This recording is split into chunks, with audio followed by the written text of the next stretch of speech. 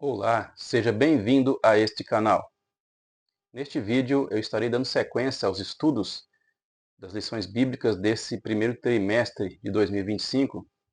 Essa lição aqui, a lição de número 2, Somos Cristãos, desta revista aqui. Mas antes disso eu quero pedir para você, caso ainda não seja inscrito neste canal, que possa se inscrever, deixar o seu like, ativar o sininho das notificações e compartilhar este vídeo. Também afirmar que eu sou autor dessas duas obras aqui, a primeira, Enciclopédia de Notas Bíblicas, Históricas e Teológicas, 700 páginas, e também da segunda aqui, Os Frutos dos Falsos Profetas, pelos seus frutos os conhecereis. Então, caso você queira adquirir essas obras, é só acessar os links que eu vou deixar na descrição deste vídeo e também na descrição deste canal. Então, iniciando aqui o estudo, o comentário sobre a lição de número 2, que tem o tema Somos Cristãos. O comentarista, então, ele utilizou a passagem de Gálatas, capítulo 2, versículos do 1 ao 9, e o versículo 14 como base, como referência para este estudo. Iniciando aqui na introdução. A igreja herdou dos judeus muitas ideias e práticas no campo teológico e ético, visto que a jornada histórica da igreja começou em Jerusalém, no dia de Pentecostes, numa comunidade judaica. E esses pontos de interseção levaram alguns a confundir a lei de Moisés com a graça. Nesta lição, veremos que Gálatas 2 é um relato de um dos debates que mostram o limite entre judaísmo e cristianismo. E os apóstolos, principalmente Paulo, tiveram muita dificuldade de mostrar isso aos judaizantes. Então esse vai ser o comentário desse estudo, a questão que envolve os judaizantes e os gentios, né? Ou melhor, a igreja gentílica que estava se convertendo, mas que existiam irmãos judeus, né, que queriam judaizar esses cristãos. Primeira parte. Prevenindo-se contra a tendência judaizante. 1. Subindo outra vez a Jerusalém. 14 anos depois da sua conversão a Cristo, Paulo sobe pela segunda vez a Jerusalém. Essa segunda visita foi por revelação, não sendo uma convocação pelos apóstolos para prestação de contas. Não podemos confundir essa visita de Paulo com a ida ao Concílio de Jerusalém, registrado em Atos 15. Infere-se que a epístola aos Gálatas foi escrita antes do referido concílio, pois não há menção dele na carta, visto que o concílio tratou do mesmo assunto. Somando os anos mencionados em Gálatas, podemos afirmar que essa visita aconteceu antes de sua primeira viagem missionária. 2. Objetivo da reunião. É bom lembrar que essa reunião não foi um concílio nem um sínodo. É possível que essa segunda visita, por meio de revelação, tenha ligação com Ágapo, pois a missão de Paulo, pelo que parece, foi levar donativos ou doações para os irmãos pobres da Judéia. Aproveitando a ocasião, o apóstolo expôs o evangelho que vinha pregando aos gentios há 14 anos. Ele tinha convicção de que recebeu esse evangelho de Deus e estava consciente de que a sua subida a Jerusalém era em obediência a uma ordem divina. Terceiro ponto. Tito e a circuncisão. Barnabé era judeu, e seu nome aparece 3 vezes nesse capítulo. Sua presença na reunião em Jerusalém não seria um problema. Tito, no entanto, sendo grego, foi um risco que Paulo correu, mas não foi uma provocação introduzir um incircunciso no seio dos judeus. Os judaizantes queriam que Tito fosse circuncidado. Encontramos no Novo Testamento a compreensão e a tolerância de Paulo com os fracos na fé, a ponto de circuncidar Timóteo, mas ele era judeu, pois sua mãe era judia. No entanto, nessa reunião em Jerusalém, onde expôs o evangelho que pregava aos gentios, ele não cedeu nem um pouco, nem por uma hora. Isso por 2 razões. Tito era grego e porque estava em jogo a verdade do evangelho e o futuro do próprio cristianismo. Então, o comentário aqui, o assunto é o seguinte, que os gentios se convertiam e muitos do judaísmo, que eram convertidos em tese a Cristo, eles queriam colocar a lei de Moisés em cima dos gentios.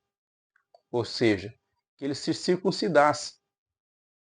E Paulo permitiu aqui que Timóteo fosse, porque Timóteo era judeu. Então ele estava na cultura judaica, então isso não teria problema. Os judeus continuarem com seus costumes, porque eram judeus. Agora Tito não, ele era grego. E por isso Paulo não aceitou e não ocorreu a circuncisão de Tito, porque senão colocaria em risco o evangelho. O autor quer chegar aqui em questões atuais de pessoas, por exemplo, que querem que os cristãos guardem o sábado, que é para os judeus. Então é nessa parte que ele está usando esse texto base de Gálatas para poder chegar nessas questões. Continuando aqui, segunda parte, a tendência judaizante no início da igreja. Primeiro, o espanto do apóstolo. Tão logo Paulo retornou de sua viagem, ficou sabendo que os irmãos da Galácia estavam vivendo outro evangelho, e isso deixou o apóstolo estarrecido e atônito pela rapidez do desvio deles. O verbo grego metatestes, deixar, abandonar, dissertar, mudar de pensamento, virar a casaca, que o apóstolo emprega nessa passagem, era usado na antiguidade quando alguém desertava do exército ou se rebelava contra ele. Isso significa também mudança de partido político, filosofia e religião. Em outras palavras, aqueles irmãos gálatas estavam abandonando a fé. 2. Quem eram os judaizantes? O termo judaizante vem do verbo grego iodaizo, viver como judeu, adotar costumes e ritos judaicos, e aparece uma vez única no Novo Testamento. Eles eram os opositores de Paulo, identificados também como falsos irmãos. São reconhecidos no capítulo anterior, como os que se apresentavam como enviados por Jerusalém, a igreja mãe. Na verdade, esses homens saíram de Jerusalém por sua própria conta. Tiago negou formalmente as declarações dele, dizendo que não os havia enviado. Eram legalistas dentre os judeus, e por isso chamados de judaizantes. Esses judeus, convertidos ao Senhor Jesus, ensinavam que os gentios deveriam observar a lei de Moisés como condição para a salvação. Então eles saíram da igreja de Jerusalém até as igrejas da Galácia. E lá eles ficavam ensinando que se deveria guardar a lei de Moisés, circuncidar, para poder ser salvo. Mas o próprio apóstolo Tiago, que não é dos 12, mas foi irmão do Senhor, ele disse que não havia enviado eles. Então eles são chamados de falsos irmãos, que não eram pessoas que estavam de acordo com o evangelho. 3. O clima de tensão. Não é necessário muito esforço para perceber o quanto Paulo e Barnabé foram pressionados pelos judaizantes diante dos demais apóstolos de Jerusalém. À luz do versículo 9, parece que somente João, Pedro e Tiago estavam presentes. Os outros apóstolos deviam estar em plena atividade missionária em outras regiões. Os judaizantes, chamados de falsos irmãos, conseguiram furar o bloqueio e entrar sem serem convidados à reunião. Eram inimigos da liberdade cristã, do evangelho, de Paulo e do próprio cristianismo. O pior de tudo é que essas pessoas estavam infiltradas na igreja e conseguiam até entrar em reuniões apostólicas, é o que eu falei no vídeo anterior, né? O meu livro aqui, quando trata aqui os frutos dos falsos profetas, eu refiro à essência dos falsos profetas que estão do seio da igreja, que estão infiltrados dentro das igrejas evangélicas, dentro das igrejas protestantes. Eu não me refiro nesse livro meu aqui a seitas externas, não. Eu me refiro aos falsos profetas que estão no seio da igreja. Eles não saíram, eles estão no meio misturado. E esses aqui estavam misturados no meio da igreja ali de Jerusalém. Terceira parte, a tendência judaizante hoje. Agora o comentarista vai jogar agora na questão o que tem de judaizante hoje. Primeiro, o mesmo evangelho. O evangelho é um só, não há dois. O evangelho de Pedro e o de Paulo, também chamado respectivamente de evangelho da circuncisão e da incircuncisão, são meras formas de apresentação, pois o conteúdo é o mesmo. Ambos receberam a incumbência da parte de Deus, mas com audiências diferentes. O compromisso de Paulo era com os gentios. Ele foi constituído por Deus apóstolo e doutor dos gentios. Então Paulo é especialista para os gentios, para pregar aos gentios, para pregar aos não-judeus. E o de Pedro era com os judeus, mas a mensagem era a mesma. 2. O perigo da doutrina judaizante. Os apóstolos viam em tudo isso dois problemas sérios: a ameaça à liberdade cristã e o perigo de o cristianismo se tornar uma mera seita judaica. Os cristãos judaizantes alteravam o cerne do evangelho, pois colocavam a lei como complemento da obra que Jesus efetuou no Calvário. Era de fato outro evangelho. Por isso o apóstolo Paulo os amaldiçoou. Na verdade, quem tem o Espírito Santo vive pelo Espírito. Então, contra a tendência judaizante, é preciso aprender a viver na dependência do Espírito e não da lei, lutando contra os vícios da carne e buscando as virtudes do fruto do Espírito. 3. As práticas judaizantes atuais. Elas são basicamente a guarda do sábado, então aqui já ele entra nas práticas atuais que existem em muitos segmentos aí, que são a guarda do sábado, a observância rigorosa do kashrut, termo hebraico para as leis dietéticas do judaísmo, né, que é a alimentação, né, não poder comer carne de porco, etc. A liturgia da sinagoga, existem muitas igrejas, né, que querem seguir o mesmo sistema da sinagoga judaica. Ou do shofar, né, que é aquela tromba, né, o chifre que toca, muitos também utilizam aquilo. Geralmente feito de chifre de carneiro. O uso do talit, o manto ou chalé usado para oração, é aquele manto que põe nas costas, o manto judaico que joga nas costas.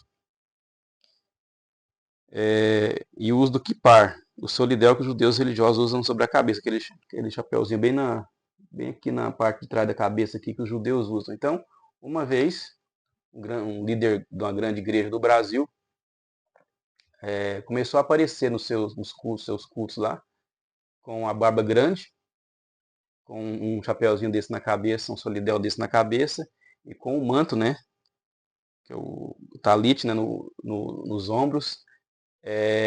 Começou a aparecer, do nada começou a aparecer com esses elementos, com esses itens no seu corpo, na sua vestimenta, para causar um impacto visual nos seus membros, nos membros da sua organização religiosa. E isso mostrou, né, que realmente ele é um falso profeta, porque visivelmente ele adotou coisas que ele não tinha para impactar, né, para causar as pessoas ficarem, nossa, ele é um homem de Deus, né, olha só, ele está vestido igual o judeu lá de Jerusalém, lá de Israel, que o judeu realmente, qualquer parte que usa essas indumentárias, então, ali ele mostrou, né, ele foi um fruto do falso profeta, um fruto que mostrou que realmente é um falso profeta. Letra A, os judeus. Agora o comentarista vai entrar aqui na questão de quem realmente pode conservar alguns costumes judaicos. Letra A, os judeus. Os judeus messiânicos, principalmente em Israel, seguem a tradição judaica. Isso acontece simplesmente para preservar a identidade cultural deles e tem amparo neotestamentário. É alguém chamado estando circuncidado? Fique circuncidado. Porque existia até na época lá uma cirurgia, né? Se a pessoa não quisesse continuar circuncidado, tinha uma cirurgia que era feita no órgão genital do homem, no caso, para recompor ali aquela pele que havia sido tirada pela circuncisão. No meu livro eu comento sobre isso aqui, ó. No meu livro Enciclopédia de Notas Bíblicas, História Teológica, tem aqui o artigo uma nota sobre isso. Então, e ali a pessoa às vezes ficava envergonhada quando ia num banho público, né, um banho público romano, que os homens ficavam juntos ali na sua parte do seu recinto, e os judeus tinham vergonha, né, de mostrar ali, ficar exposto o seu genital com essa circuncisão. Então existia a opção de fazer uma espécie de cirurgia para recompor a pele. Mas aqui Paulo está falando aqui, ó, é alguém chamado estando circuncidado? Fique circuncidado.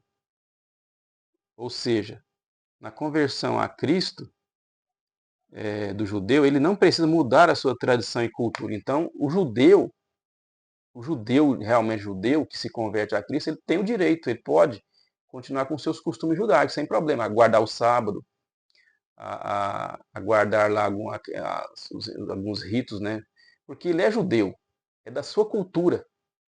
Isso não afeta em nada o evangelho de Cristo para ele. Agora, letra B, os não-judeus. Da mesma forma, é alguém chamado estando incircuncidado, não se circuncide. Ou seja, ele não precisa se judaizar. É erro o não-judeu adotar práticas judaicas na liturgia e no dia a dia para imitar o judaísmo. Paulo conclui, cada um fica na vocação em que foi chamado. Então, esse é o posicionamento. Judeu é judeu, gentil é gentil, mas o evangelho é o mesmo para ambos. Apenas questões culturais são diferentes para os dois lados. Conclusão. O resultado da reunião foi desfavorável aos judaizantes. Só o fato de os apóstolos, sendo judeus, concordarem com a explicação sobre a especificidade de cada grupo dada por Paulo, já apontava o engano desses legalistas sobre a obra salvífica de Cristo. Esse resultado serviu tanto aos Gálatas como a todo o cristianismo nesses mais de 20 séculos de história.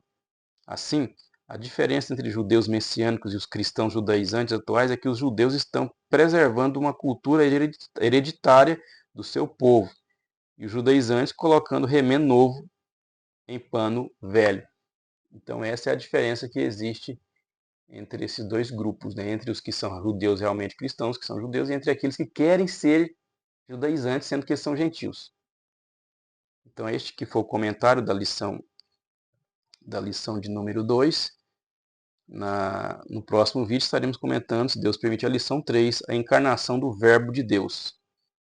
Então, caso você queira adquirir minhas obras, é só acessar os links que eu deixo na descrição deste vídeo, neste canal, e pedir também para você se inscrever no canal, deixar o seu like, ativar o sininho das notificações e compartilhar o vídeo. E até o próximo vídeo, se Deus assim o permitir.